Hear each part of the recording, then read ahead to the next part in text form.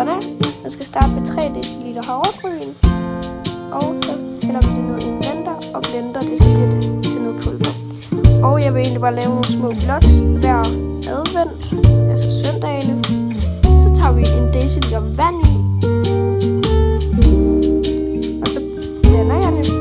Og jeg stikker det ud i nogle form og sætter ovnen på 200 grader varm luft.